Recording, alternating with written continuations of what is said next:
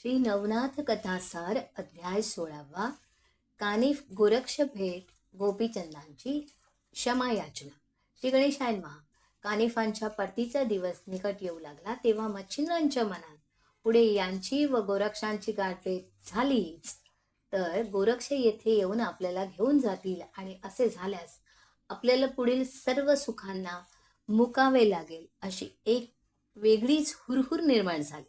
त्यावर उपाय म्हणून कानिफ व त्यांच्या शिष्यांना श्रीराज्याबाहेर जाऊच द्यायचे नाही असे त्यांनी ठरवले. मग त्यांनी कानिफांना अनेक प्रकारचे मोह घातले. अप्सरांनाही लाजवतील अशा सुंदर स्त्रिया त्यांच्याकडे व त्यांच्या शिष्यांकडे पाठवल्या, पण त्यांच्यापैकी कोणीही त्या ललनांना दाद लागू दिली नाही. त्यामुळे त्यांचा निरुपाय झाला. त्यांना मोठ्या सन्मानाने त्यांना निरोप दिला. श्रीराज्यातून निघालेले कानिफ पुढे गौडबंगालात गेले आणि त्या समयी त्यांची सर्वत्र कीर्ती झालेली होती. त्यामुळे ते जेथे जेथे जात असत तेथे तेथे त्यांचे स्वागत होत असे. एलपट्टणचा राजा गोपीचंदही त्याच्याविषयी ऐकून होता. इकडे गन्नाथाहून निघालेले गोरक्षही बंगाल प्रांतातच हिंडत होते. त्या प्रवासात एके दिवशी त्यांची व कानिफांची एका अरण्यात योगायोगाने गाठभेट झाली. एकमेकांना भेटून त्यांना खूप आनंद झाला. तेव्हा कानिफांच्या मनात गोरक्षांना कोणत्या विद्या अवगत आहेत हे जाणून घेण्याची इच्छा उत्पन्न झाली. म्हणून ते म्हणाले, गोरखनाथजी, येथील आम्रवृक्षांवर चांगलीच पिकलेली फळे आहेत. मी शिष्यांना पाठवून काही आंबे आणवतो. त्यावर ते म्हणाले, त्यांना कशाला त्रास देता? तुम्ही गुरुविद्येच्या बळावर ती फळेच येथे आणा. तेव्हा कानिफांनी विभक्तास्त्र व आकर्षणास्त्र यांच्या प्रयोगाने तेथील झाडांवरील पिकलेले आंबे थेट पुढ्यात आणून ठेवले. उपस्थित सर्वांनी त्या फळांवर यथेच्छ ताव मारला. मग गोरक्षांनीही दूरच्या वनातील नानाविध स्वादिष्ट फळे त्या ठिकाणी आणून कानिफांना आपली किमया दाखवली. सर्व मंडळी फळे खाऊन तृप्त झाल्यानंतर ते म्हणाले, कानिफनाथजी, या फळांची मजा घेऊन आपण मोठा पराक्रम केला आहे असे मला वाटत नाही. येथे साली कोया बिया पडल्या आहेत.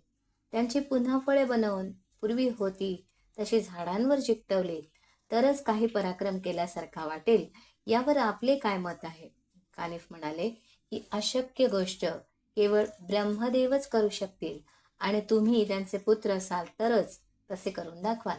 तेव्हा ते उपहासात्मक भाषण ऐकून गोरक्ष म्हणाले, खऱ्या गुरुभक्तांना काही अशक्य नसते, कारण मनात आणेल तर ते दुसरा ब्रह्मदेवही निर्माण करू शकतात. ती बढाई ऐकून कानिफ संतापून म्हणाले, नाथजी, तुम्ही गुरुभक्तीचा वल्गना करू नका. मी तुम्हाला व तुमच्या गुरूंना चांगलाच ओळखतो, कारण तुम्ही इकडे फुशारक्या मारत हिंडत आहात आणि तुमचे गुरु श्रीराज्यात रतिविलासात दंग होत पाप वाढवत बसले आहेत. ते बोल गोरक्षांच्या जिव्हारी लागले. ते संतापून म्हणाले, दुसऱ्यांच्या गुरूंची मूर्खपणे निंदा करण्यापेक्षा जरा स्वतःच्या गुरूंची अवस्था बघा. 2-4 सिद्धींच्या जोरावर तुम्ही शिष्यांचा तांडा फिरवत आहात आणि तिकडे तुमचे गुरु गेली 10 वर्षे घोड्यांच्या लिदीत कुजत आहेत. हेलापट्टणच्या गोपीचंदाने त्यांना खड्ड्यात पुरले आहे.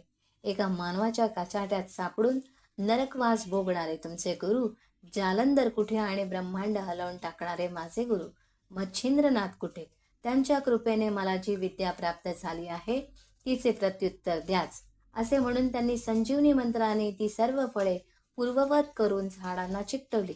तो प्रकार पाहून कानिफांनी निराभिमान होऊन प्रेमभावाने त्यांना एकदम मिठी मारली आणि गुरूंचा ठावठिकाणा दिल्याबद्दल त्यांना धन्यवाद दिले. तेव्हा गोरक्षनाथांनीही मोठ्या आपुलकीने त्यांचा हात आपल्या हातात घेतला आणि मच्छिंद्रनाथांचे वर्तमान सांगितल्याबद्दल त्यांचे आभार मानले. त्यानंतर एकमेकांचा निरोप घेऊन गोरक्ष श्रीराज्याकडे तर कानिफ हेलापट्टणकडे निघाले. गोपीचंदाची क्षमायाचना. ज्या दुष्ट गोपीचंदाने आपल्या गुरूंना दुःख दिले, खड्ड्यात पुरले, त्याला सहजासहजी सोडायचे नाही असा विचार करूनच कानिफ हेलापट्टण जवळील अरण्यात येऊन थडकले. त्यासमयी त्यांचा लौकिक माहीत असलेल्या गोपीचंदालाही त्यांच्या भेटीची उत्कंठा लागली होती. जालंधरासारख्या भिकाऱ्याला गुरु न करून आपण योग्य तेच केले. आपल्यासारख्या राजाला असा वैभव संपन्न गुरुच हवा असा विचार करून तो त्यांना भेटण्यासाठी निघाला. त्याला पाहून नाथांच्या डोळ्यात अंगार फुलला. पण गुरूंची भेट झाल्याशिवाय याला शिक्षा करायची नाही असा विचार करून ते गप्प बसले. गोपीचंदांनी त्याला वंदन केले आणि सन्मानाने आपल्या राजवाड्यात नेले.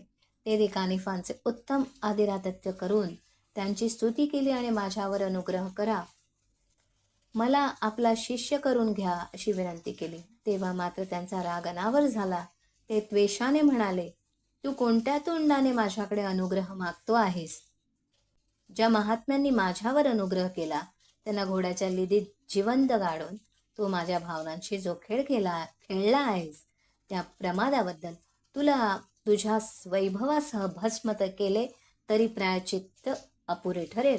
ते ऐकून गोपीचंदाच्या हृदयाचा थरकाप उडाला. कानिफांच्या चरणावर लोळण घेऊन तो वारंवार क्षमा मागू लागला. तेव्हा त्याला अभय देऊन नाथजी आपल्या शिबिरात परतले. ही वार्ता मैनावतीला कळताच तिचे चित्त उद्विग्न झाले. तिनेही त्यांची चांगलीच कानउघाडणी केली.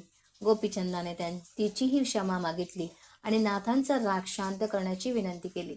त्यांच्या सांगण्यावरून तिने कानिफांची भेट घेतली आणि नात्याने मी तुमची गुरुभगिनी आहे असे सांगून आपल्या पुत्रावर कृपा करावी म्हणून पदर पसरला.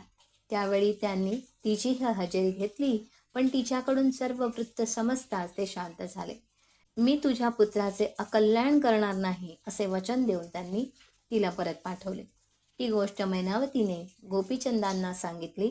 तेव्हा पुढे त्यांची भीती काहीशी कमी झाली. अवधूत चिंतन श्री गुरुदेव दत्त. दत्त दत्त श्री गुरुदेव दत्त.